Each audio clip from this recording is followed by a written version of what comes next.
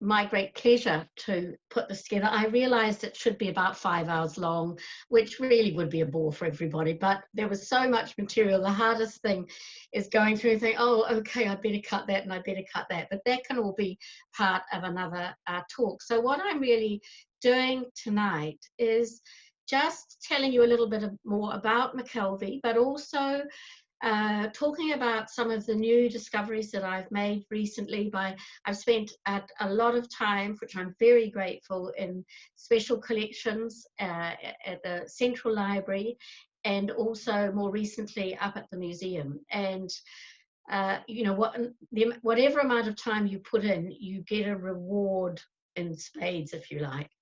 And so I'm just going to first of all give you just a little bit of biography, because one of the things, websites that I have used, well, I've used two. I've used Scotland's People and Ancestry.com, and I've found some terrific information, but none of it is complete, which is very, very frustrating. But my most exciting discovery is that, unlike what we believed 4 or 5 years ago, that Mackelvie only had a sister, we now know that he was part of a family of 4 children. Now, his parents, his father, Neil Mackelvie, was actually registered as a shoemaker at the time of his marriage to Susanna Richmond in Kilmarnock in 1820. But it turns out that their first child, Robert, was born about 7 months after their marriage, and on the 17th of September in 1820. And Robert is a figure of mystery, but he will appear once more. Catherine, who later marries a Captain Smith, is born 2 years later, not in Kilmarnock, but in Ardrossan. And Ardrossan is very, very close. James, who's the real subject of our talk, is born 2 years after that, and he's born in Saltcoats. And if you look at a map, you see that, in fact, we would simply say that Saltcoats and Kilmarnock are suburbs. There were 3 little towns that basically melded together, and they were Saltcoats was actually earned its name because there were salt pans there. So from his very earliest days, Mackelvie was associated with the sea. But Kilmarnock itself was quite a smart little town, and I've included this view of Kilmarnock in the early 19th century, and it was quite a well-established town. Now, Mackelvie had an uncle, James Tannock, after whom he takes his middle name and his first name, and James Tannock was quite a successful artist. This is his self-portrait, which was part of James's bequest in 1885. Now, James Tannock died in 1863, so it's quite possible that he inherited that work. There's no documentation about it. But James Tannock really made his name creating portraits of Robbie Burns, who was closely linked to Kilmarnock. Kilmarnock was famous for 2 things, Robbie Burns and Johnny Walker whiskey. Johnny Walker started off as a grocer and started producing whiskey and named it after himself. Now, James Tannock had a brother, William Tannock, who wasn't quite such a successful artist, and it's very hard to find any examples of his work online, but this is a painting he did illustrating Robbie Burns' poem Tam O'Shanter, which tells the story of Tam O'Shanter being chased by a witch who snatches the horse's tail, and that's what she's waving in her hand. It's, as you can see, he wasn't absolutely au fait with anatomy, but it's a very witty little painting, and it just adds a little bit of background. So Mackelvie grew up in a family which, although his father actually wasn't well off, and I can't find any reference which John Stackpole refers to about him being a customs official. In fact, his work was more menial than that, but he obviously came from quite a reasonably established family. Now, the next 2 lots of records are absolutely key to this narrative, because In 1840, the Scottish census was held every 10 years. And in 1841, Neil Mackelvie is now described as an innkeeper living in Glasgow. And what's fascinating is he has the children listed are Catherine, who we've already met. She's now 18. She's working as a dressmaker.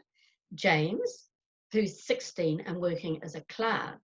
John, who was not recorded as being the child in any birth certificate of Neil and his first wife, but Alexander is. Now, I came across 2 letters from Alexander to Mackelvie, written when he was living in Sierra Leone and Mackelvie was back in England. So we know absolutely that Alex exists, but also Robert Mackelvie is reported as being in the same house, but not being a child of Neil, whereas he is listed as being the child of Neil on his birth certificate. Neil's wife is now listed as Agnes, who's aged about 35. But there is no death record that I can find for his first wife, Susanna Richmond, anywhere. So did she die in childbirth, giving birth perhaps to Alex, who was the youngest son? Or did she leave and run away and go somewhere else? There's nothing. There's nothing on any of the records in Scotland, and there's nothing on any of the records, the Mormon archives in America as well. But there's more consistency if you look at the 1851 census. Neil is now living in the Gorbals, something that I mentioned in the original newsletter I sent out, and is now working as a pilot on the River Clyde. So he's guiding the bigger ships up the river, and his wife is again listed as Agnes.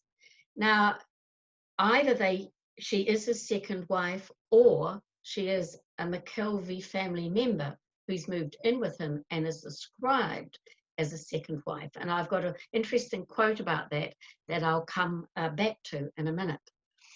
Now, and we now discover that now they've listed that she's born in Kilmarnock. So the 1851 census is more detailed. Catherine is now the shipmaster's wife, and she's still living with them because her husband spent much of their married life at sea. There's now a Jane Smith listed, who I think might be Catherine's sister-in-law. All other male members have left home, but there are lodgers who are staying in the house, and a poor servant who has to look after them all. Now, when it was thought that when Mackelvie left Glasgow, that he went to Liverpool immediately and joined the Birkenhead Ferries Company, but we now know that in actual fact, he was working in 1852 as a purser on the newly launched Cunard ship, Arabia. And he also worked as a purser on a second ship that was a troop ship that sailed between Britain and Turkey, carrying soldiers for the Crimean War. But he interestingly mentions in one of his letters that after the war had finished, he carries the artist Jerry Barrett to Turkey, because Barrett wants to do a second portrait painting related to the Crimean War. He'd already painted in 1856 a sentimental painting that I've included here on the right, which is titled Queen Victoria's First Visit to Her Wounded Soldiers. So these are the soldiers who've been brought back to Britain. Barrett, because he has a lot of success with his first painting, decides that he'll go to the Crimea and he will paint in situ a painting about Florence Nightingale. So off he sets with another artist friend, Henry Newman, on the ship that Mackelvie is purser on, and he paints this painting in Scutari. Well, in actual fact, Florence Nightingale refused to pose for it. So he took a photograph of hers when he got back to England and painted her in. And he used the remaining blood-stained costumes that he discovered in Scutari to clothe the locals that he got to pose in these as sort of people involved in the scene. So he was a bit of a fabulous in his own way. But it's after this period that Mackelvie gets his job with the Birkenhead Ferry Company. And if you look at the map on the left, Birkenhead is sort of on the left-hand side, and the ferries cross over to the city of Liverpool. They also go right the way up to the mouth of the river. And they even have, one of the ferries is called the Birkenhead. And I've just included in this some of what the Liverpool itself looked like. The biggest dock was Canning Dock in 1840. And unfortunately, you can't quite see it. But when Mackelvie finally left his employment, he worked for the Woodside Ferry Company as well.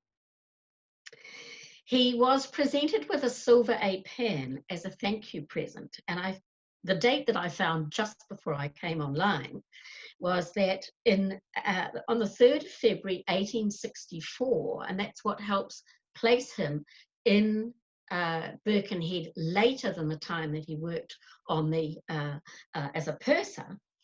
There are 2 articles. One is printed in the Liverpool Mercury, which talks about Mackelvie retiring from his situation of manager and how he had been very important in pushing for better conditions on the river. It said it was Mackelvie said that he referred to the disgraceful and dangerous state of the approaches to the river on the Liverpool side, and it was a matter of vital importance, and he hoped the question would be warmly agitated by the inhabitants of both sides of the water. Mr. Harrison, in reply to Mr. Thompson, said that the salary of £500 a year given to Mackelvie was the highest they had given to any manager, and if the ferry was his own property, he would soon give Mr. Mackelvie £1,000 than lose him. So he was obviously very highly esteemed. And at the same time, there's another little piece which talks about the workers presenting him with a pern. So they'd all sort of put in together and raised enough money to give him this present as when he parted. And it's then that he goes to London and works for another shipping company there.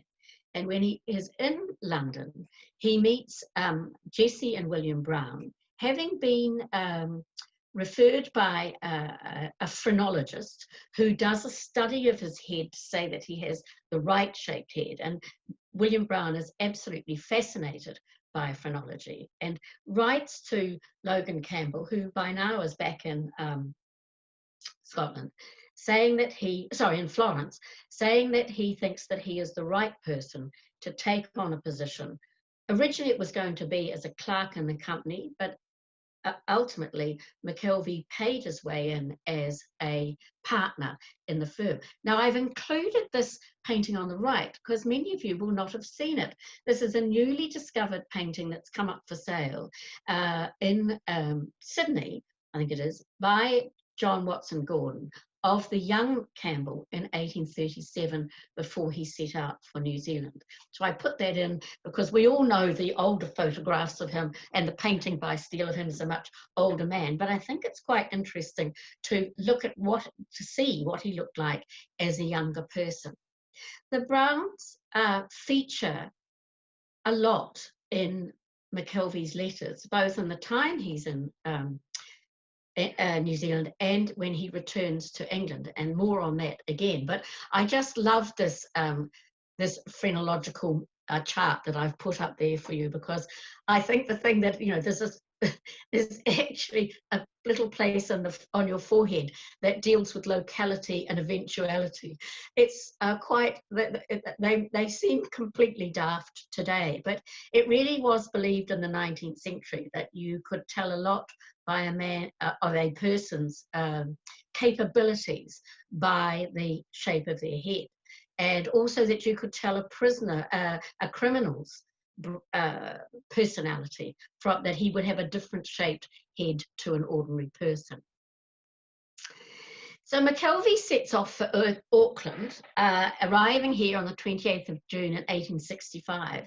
And I was terribly excited when I was up at the museum the other day to see that this fantastic photographic exhibition on at the moment of photographs taken around 1865 that give you a sense of what the town looked like. Certainly very different to the tiny sort of huts that were there in the early 1840s when Campbell and Brown first arrived themselves. But even so, the streets were still muddy, and Mackelvie makes a point of commenting on that when he arrives. Now, as many of you will know, of course, John Logan Campbell lived in Logan Bank, which is the house that you can see on the upper left in the photograph. The original house is in the drawing below on the left. And during Mackelvie's time, a concrete wing was added onto the house, and Mackelvie was responsible for taking charge of that job. There's lots of letters between Campbell and Mackelvie about that. And next to it was Willowbank, where the Browns had lived. And on the right, you can see there's, I've only so far found quite a sort of, well, I've blown it up a bit large from a very small JPEG, but this was the retreat where Mackelvie lived while he was in Auckland. And John Stackpole writes the most wonderful description about what a wonderful time he had there. That, you know, apart from being very engaged with business and being on all sorts of, elected to all sorts of boards, he was very, very keen on gardening. And he said, Stackpole uses the phrase, he had a black manservant and lived the life of Riley. Well, I think he did to a certain degree, but he also was very, very involved with the development of Auckland. And I was thinking, you know, you look at black and white photographs of Auckland, and how do you get a sense of what it might have been like for people living there? But of course, Mackelvie was a friend of Alban Martin, who'd studied an English artist who'd studied in Italy and who did a whole series of works, many of which Mackelvie acquired and took back to England with him. So I've included in this just 3 of those works because Mackelvie became a founding member of the Acclimatisation Society, which established the Auckland Domain. And Alban Martin did several watercolours which show the domain quite developed as far as bush and trees are concerned, and the little wooden bridge on the right that you could walk across from Parnell to get into the domain itself. He also did this little sketch of St George's Bay. Looking across, you can see the Church of St Paul's and with its spire on the horizon. So this just gives you a little flavour of what it was like at the time. But when he finally left New Zealand, and most of my focus tonight is what he did when he went back to England, he took with him a sofa commode, the one that you can see on the left. And as well as all of those watercolours by Alban Martin, he also took a set of watercolours by Charles Barrow. And of course, these all came back to Auckland as part of the Mackelvie bequest. And of course, during his time in New Zealand, Mackelvie did sail around New Zealand, as well as travelling and buying land, being involved in mining at Thames, which is where, of course, he made most of his money. And of course, this wasn't approved of by Logan Campbell. So I just have a swig of cold tea. Because Logan Campbell had said that anyone who worked for him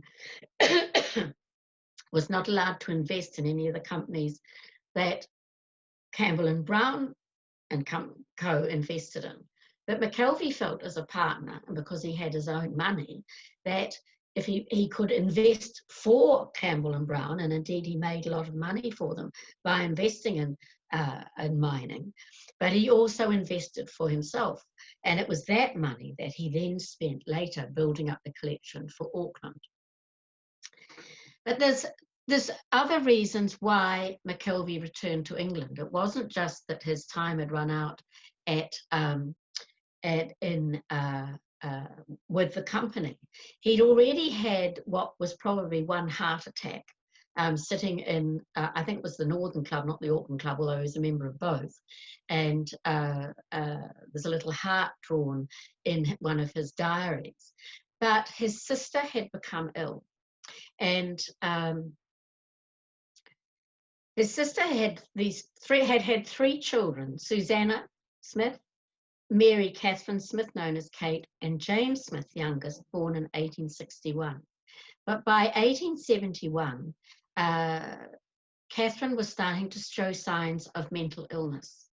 And when Mackelvie got back to England, after taking her to all of the specialists he could find, he was finally forced to place her in Sawton Hall in Edinburgh, which, as you can read by the description, was an institute for the recovery of the insane, described as a private lunatic asylum exclusively designed for the reception of patients of the higher ranks. Now, the doctor that he had a lot of dealings with, and I'm sorry you can't, because your faces are up on the right, you can't see the full portrait of Sir John Tuke, but he took over Sawton Hall the year after Catherine was sent to stay there. Now, in the archive at Special Collections are the letters that Catherine wrote before she was placed in an asylum. And there's absolutely no doubt that she was seriously delusional. She was still living with her father, who didn't want to put her into an asylum. He said, oh no, she's just a little odd. But the children had all become frightened of her. And these letters say again and again that the police are coming in the window and they're pouring poison down her throat and that they're having their way with her. And so in the end, much to his sorrow, James had no choice but to place her in the asylum and to take over the raising of her three children, which, as it proved, was a bit of a tragedy in itself. Now, these are the asylum records which show that Catherine Mackelvie Smith, as she was placed in Sawton Hall, and it's got her record number 22845. So we absolutely can guarantee that this is where she was placed.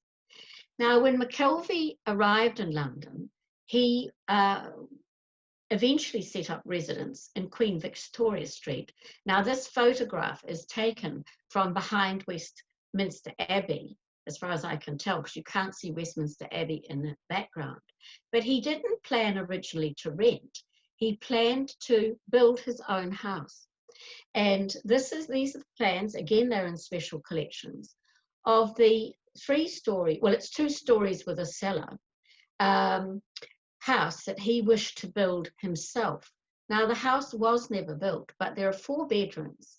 And so he obviously intended that the 3 children would come and live with him in the house.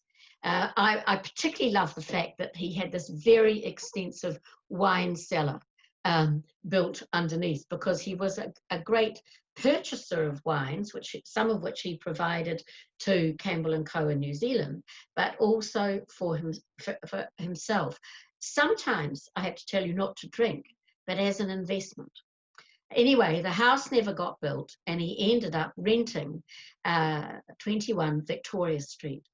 And what fascinates me is the paintings that he kept in the house for himself are actually incredibly modest. These are 3 of the works that came out in 1885, but they're all of a tiny scale. And there's James Northcote's portrait of Joshua Reynolds, who of course had been a leading English painter of the century before.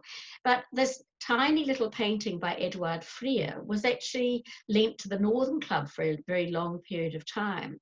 And I've only really thinking about it in the last couple of days and thinking about his collection, have I come to understand why it meant so much to him. And that was because he loved the way things were made, but he also loved the way they were mended. And of course, it was a very important business. People didn't throw away expensive ceramics if they got cracked or broken. They were sent to a china mender, and often they would put, in fact, we have an Adam plate ourselves, and the back, if it looks perfect from the front, and you turn it around, and then these wonderful lead strips that are binding the broken pieces of porcelain together. So you'd never know it from the front. And so I think, this is something that really appealed to him. And of course, there's the small painting by Edward Armitage of the Blind Beggar, and we'll have more of him shortly. But some of the first things that Mackelvie sent back to New Zealand were in fact books, not objects. And we've got here, for example, on the left, this is an account from John Weldon in London, a natural history and general bookseller. And it's got the first page of a whole list of books about New Zealand that Mackelvie wanted to send out to the Institute to set up a proper library for Auckland. He wasn't the only person acquiring books, but this became his passion. But I was also very interested by this other document addressed to Mr. Petherick, because Petherick was in fact an Australian bookseller and bibliophile who ended up working in London. And Mackelvie may indeed have used his services while he was still in New Zealand himself. So a lot of the things that he sent, first of all, were related to New Zealand history, geography, botany, all kinds of books. And each time that anything was sent out, he documented very carefully everything that was to become our way. But he also sent this huge sketch, which was painted by Daniel Mackelvie in 1850. And it's a fully realized sketch for the mural that was ultimately painted by Mackelvie for the House of Lords in London. And I think Mackelvie felt that this was really important because it was a model of good government. And even in the time that he had been in New Zealand, there were huge arguments. Brown wanted to stand for Parliament, and he supported the Southern Cross newspaper, and Campbell was against it, and there were all of these constant arguments and letters about who you should and you shouldn't support.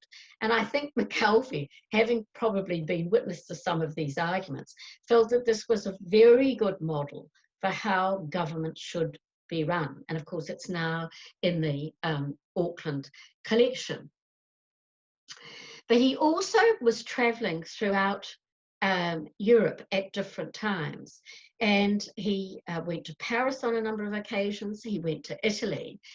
And he sent out, he started acquiring classical works as one part of his collection. And he felt the bronze statue of Peace, which is in the Auckland collection, he believed originally was from Pompeii. And John Stackpole, when he discovered that it had been suggested that in fact it was a copy, was most disappointed and thought that because an Italian, I think it was Visconti his name was, I think that was the name, had written a reference for it when it was originally sold in Rome, that it must be original. But in fact, it wasn't. It was a copy of the marble original, which is in the Louvre.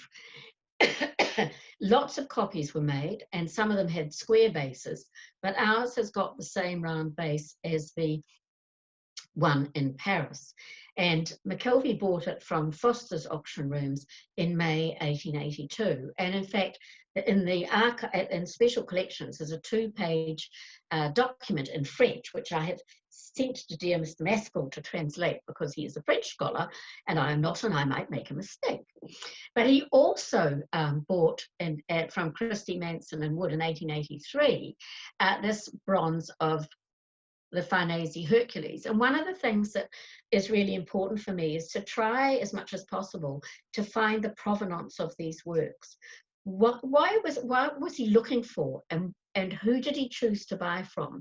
And throughout the latter part of the 19th century, there were a number of very, very important sales that were collections that had been built up often in the 17th and 18th centuries and held in various grand houses throughout Britain, and then finally put up for sale because the house was taken apart, or later family members decided to sell them on.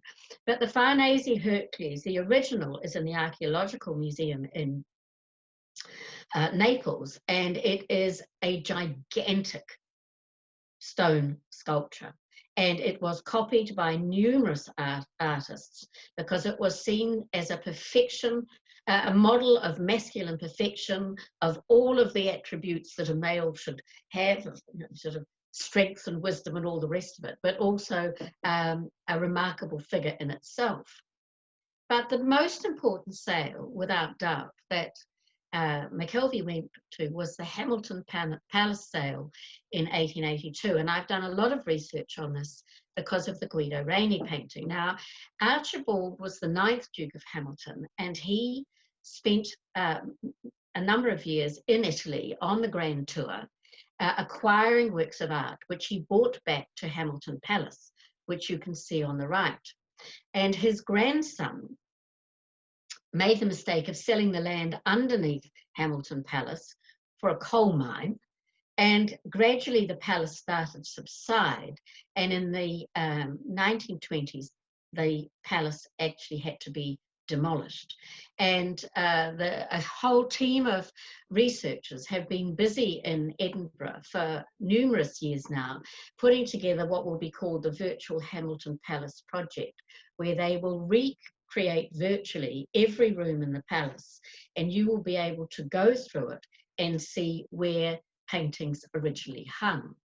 Now, this is the drawing room, the front drawing room at Hamilton Palace. These were photographs taken at the end of the 19th century before it was demolished. And it was in this room originally that Duke Archibald hung both the Saint Sebastian and Sleeping Child on the Cross, which Mackelvie bought. Now, whenever you buy things, when anything is sold at auction, usually a label is placed on the back. And because the Hamilton Palace sale lasted for 2 weeks, was the biggest sale in the 19th century in England.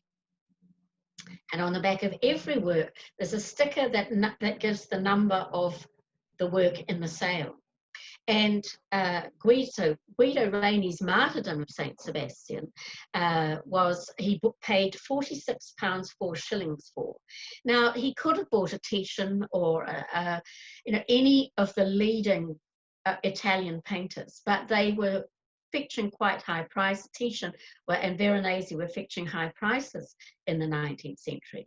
But Guido Reni had sort of fallen from favour, partly perhaps because of his the Catholic focus of his work, and partly because of the sentiment.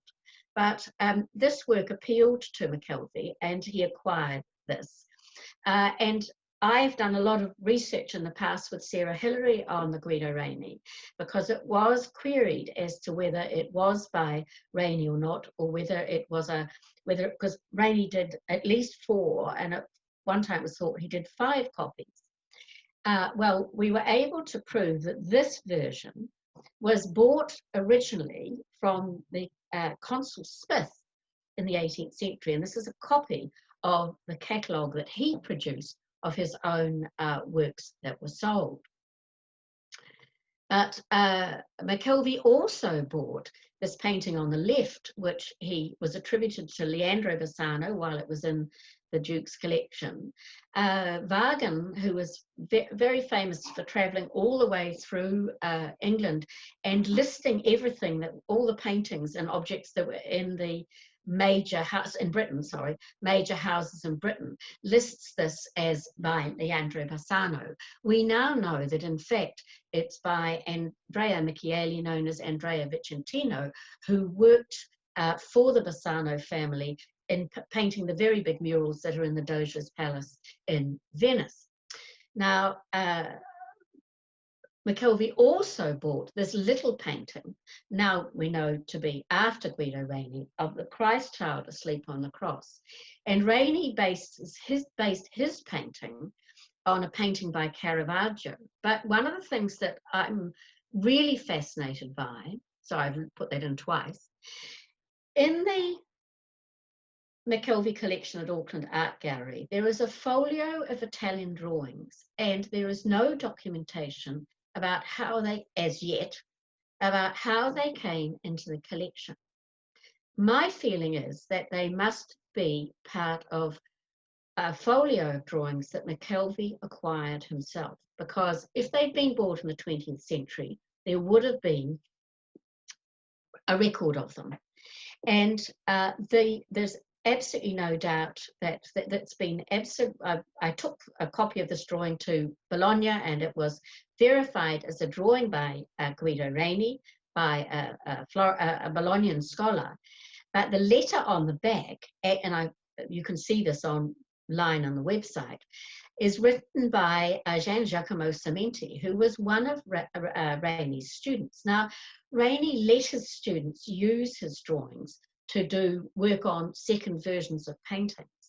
But he also, Cimenti was famous for stealing drawings from Guido Reni and then giving them to friends. And when John Mackelvie was at the gallery, he actually was able to do a reverse of the drawing, and we were able to translate it.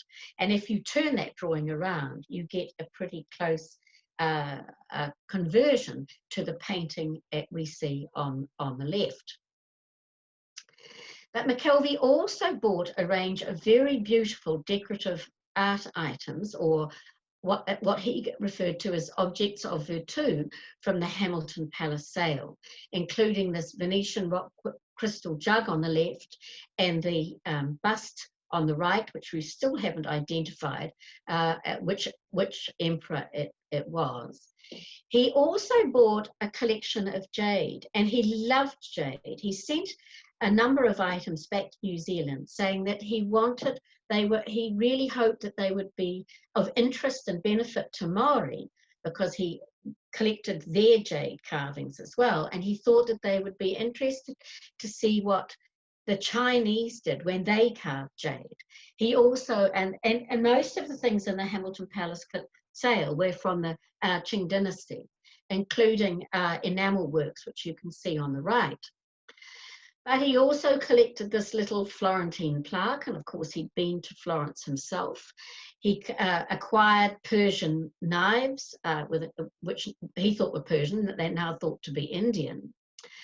And all of these works were packaged up and sent out in 1882, sent from England. Now, everything that was sent out arrived with a bill of lading, and it was wonderful to find an example. We have this example on the left-hand screen here. And Mackelvie sent everything, first of all, to David Limond Murdoch. And Murdoch then passed them on to Thomas Frederick Cheeseman, who was the secretary and curator of the Institute. And so they never went directly to Cheeseman. They always went to Murdoch first. And so he was sort of the middleman, if you like. But I love the fact that you actually get a lovely little sort of engraving of a ship at the top. And this is for the Ashmore, which arrived in Auckland on the 6th of September in 1882 and carried the objects that I've just described to you. Now, the other artist that Mackelvie took an interest in, and that interestingly Aucklanders responded to most, shall we say, was Edward Armitage, who painted and exhibited at the Royal Academy over a number of years. Now, the painting that got the most response was Edward Armitage's Dawn of the First Easter Sunday. And he'd actually painted that 10 years earlier. And Mackelvie acquired it from an exhibition of his work in London. And Armitage, when he realized that it was going to go to New Zealand, asked if he could have it back to make a copy of it. And Mackelvie at first was quite anxious about this because there'd been a lot of discussion in the newspapers at the time about copyright and who owned it. And in the archives and special collections, there's a newspaper article talking about the importance of establishing copyright of any work of art. And so Armitage said that it wouldn't be painted. It would be painted on a smaller scale, not the same scale, but also that the painting would be used to do an engraving, and it would the painting itself would only be kept with the family because they loved the work. And he threw in as a tempter the little painting that he'd done when he was in Morocco of sea urchins. Now, I love including this work because every time I chatted to Roger Blackley, the dear darling departed Roger Blackley, he would say to me, I bet you're never going to put that on display. Well, I've had it on display twice when I was at the gallery. But it shows the sort of range in his styles of painting. And of course, Mackelvie obviously acquired at another date, and I haven't found a record for it yet, that little painting of the blind beggar of Assisi. But the Aucklanders raved about the dawn of the first Easter Sunday. And of course, we have to remember that, you know, most people were devout and went to church regularly. And so this was a painting that, you know, because of course, what happens on the first Easter Sunday, it's this news that Christ has risen. So it was a very important notion for those who were believers at the time. He also collected a lot of documentation about other decorative arts that he purchased and sent out. Now, one of the most famous pieces of decorative arts in the British Museum is the original Portland vase, and what Mackelvie bought was a Wedgwood copy. And you can tell from the letter on the left, which I've typed up the provenance for, this had been in the collection of Thomas Oldham Barlow and was sold at Christie's, and then it went into the collection of Mr. Zoom Haymarket, who I think may be a dealer. I've got to do more research on that yet. And that was sold on the 5th of July, 1884, and acquired by Christie's, who then sold it on to Mackelvie on the 19th of July, 1884. And he sends out the document on the left, which the writing at the top is originally probably from Mr. Zoom, or perhaps from even earlier from Barlow, and the text in red at the bottom is the annotation made by Mackelvie. So he wanted everybody here to know the sequence of events that allowed the acquisition. And this was a very famous piece by Wedgwood. This isn't one of the first he did. He did one series, and then it was so popular that he did a second.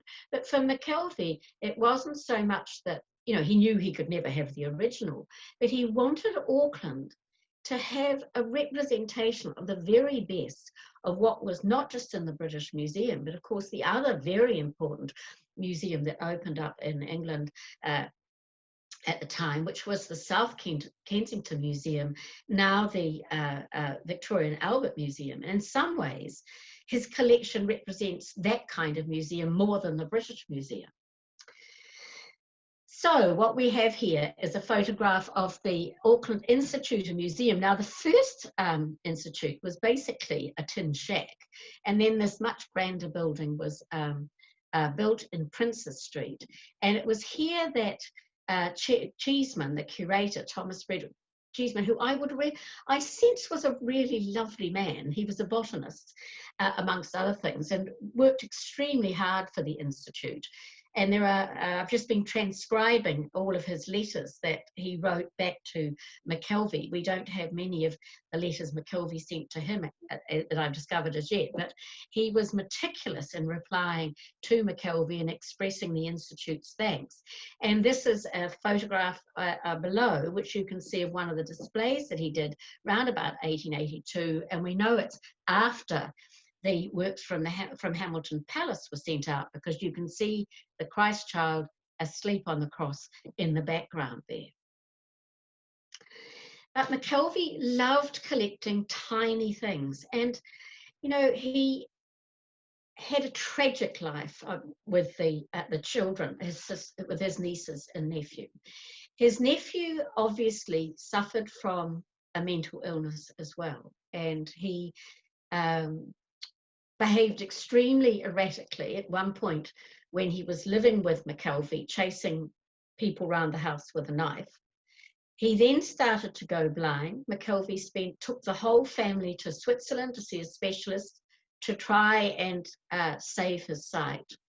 And then he ended up placing him in a school in the south of France, along with the son of friends. And unfortunately, James ended up dying there. And his two sisters went down to the south of France and claimed that he was dying. He died of starvation. And that's a lecture in itself, and I'm not going to talk more about that now. But Mackelvie had a very difficult time. The girls didn't understand that, in fact, when their father died, he was basically bankrupt. And Mackelvie had paid for everything. And there are a set of very bitter letters backwards and forwards before finally, on the advice of his solicitor, Mackelvie sends them a very long document laying out the real truth of what had happened in the family. He charges them with being cruel daughters because they never write to their mother.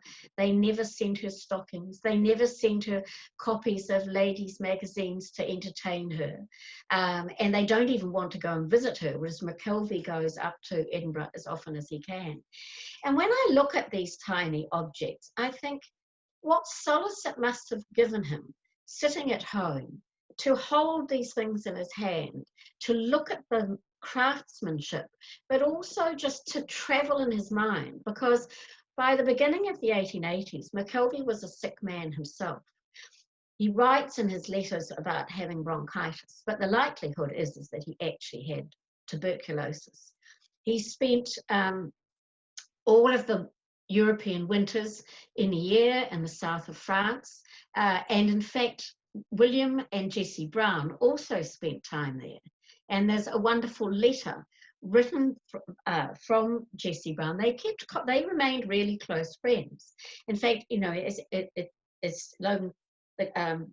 Russell Stone says in when he reproduces their pictures, that she was Mackelvie really felt that she was the loveliest woman he'd ever met. But they spoke to each other a lot, and she actually writes to Mackelvie when William Brown dies, and they've left here. They're trying to get back to England. They've stopped in a hotel in Lyon, and William Brown dies there. And she writes the saddest letter, talking about her grief. Now, it's always been believed in all the documentation that I've got, it says that Brown died in the 1890s, but this letter from Jessie proves that he actually died in the 1880s. Now, this is a detail of the painting that he bought, that was made of him by Thomas Halkett, that I had on the first introductory screen. And it's an exciting little painting. Mackelvie didn't like it. You can see the vase that you can see on display at the Auckland Museum today in the left. I took that shot last week when I was up looking at the archives, and you can see that it is exactly the work that is reproduced in George Halkett's watercolour. Now, here was it's quite an important port in the 19th century for importing Chinese porcelain. So it may be that more examples of Mackelvie's porcelain were also acquired at that time. But this is a wonderful record of, we can pinpoint exactly where he got that work because of the watercolour. And I think, you know, it was very common to show people in the act of reading, but for Mackelvie's hand is holding the page open. He's going to return to his text, and Gainsborough and other artists in the 18th century loved to do this as well. But I think when you look at the hundreds of books that Mackelvie sent out to New Zealand, he was an autodidact. he taught himself about the works that he collected. And then he sent the books to New Zealand that would teach people in Auckland and any others who were interested in what the works were as well. Now, Mackelvie died suddenly on the 3rd of June, 1885. The year before, he'd written about being unwell, and he had heart problems. He obviously died of a heart attack because his manservant at Victoria Street went into his study and had said he'd been perfectly well an hour or so before, and found him lying on the floor, life having fled. Now, his funeral was held at St. George's, Hanover Square, which is an Anglican church, not a Presbyterian church, which I might have expected. And Mackelvie, as noted by John Sackville, obviously he knew that his days were numbered. There's a note in the archive from his doctor saying that he could drop dead at any time. And he had printed a catalogue of his whole collection, which then got sent out after his death. And his 4 appointees that he made in his will were Alban Martin, his dear old artist friend, Logan Campbell, who in fact didn't like him, but had been happy to take the consignment of art books for the art school that he'd established in Auckland. Thomas Russell, who had been Mackelvie's solicitor, and of course David Murdoch, who was his go-between with the Institute. And he'd actually written to Alban Martin the year before, and he said in April, and he said to him, I'll just read you this, he said he'd made up his mind before leaving Auckland that he would do what he could when finances allowed to build up a collection for the colony. Over 12 years, he bought all kinds of items, including watches, table clocks, carved rock crystals, and no end of enamels. He loved small objects, having a particular penchant for bonbonniere or sweet boxes and snuff boxes, as well as porcelain from around Europe and Asia. And he notes he was particularly pleased at obtaining ornamental articles in jade and greenstone, as I mentioned before, with the view of letting the Maori see what other people have been able to do with that excessively hard stone. And of course, he notes at the end, but all these things must remain in my possession until a proper place is provided for them, and I am satisfied that it is a proper place. Now, his will was published in the paper. His obituary was in the Times in England. And the Illustrated London News reports on the fact that the people who are to be his trustees, and that the balance and the proceeds of the sale of his real estate in England and New Zealand and the residue of the personalty, so much thereof, was to be sold and the money put to raising a museum. Well, of course, we know that that didn't happen. In the end, when all of his land and items belonging to him were sold in New Zealand, there was a depression and they didn't get the money that they'd hoped to get. And of course, ultimately, the collection ended up at the Auckland Art Gallery. But I think, just to end on a slightly jollier note, an auction was held at number 21 Victoria Street on Thursday, August the 6th, of all of Mackelvie's effects, and it was this money that was to come to Auckland. Apart from, he did leave his nieces £10,000 each, and it was to be invested, and they would get the interest each year to keep them for the rest of their lives. And neither of them had children, one did marry, but that money eventually came to Auckland as well. But what was sold was brass and japanned iron French bedsteads, 2 handsome bedroom suites in kauri pine and birch, and the usual bedroom appendages, dining room and library furniture, including oak dining room suite, 2 bookcases in kauri pine, chimney glasses, Brussels carpets, curtains, linen, china and glass, 350 ounces of plate, 2 electroplated table services of spoons and forks, etc., and 130 dozens of very choice wines, including 8 dozen Chateau Lafite, 20 dozen Chateau Margaux, 3 dozen Chateau Latour, 10 dozen Clos Vosges and Romancé, 9 dozen Veuve Clicquot Champagne, 13 dozen sherry from 1815, and small parcels of Dom, Deschauet, Hock, and various other ports, and 1,500 cigars. So he did rather well. And even though he wasn't a well man himself, as Stackpole said, in his own way, he did live the life of Riley. So I'm going to finish on that note.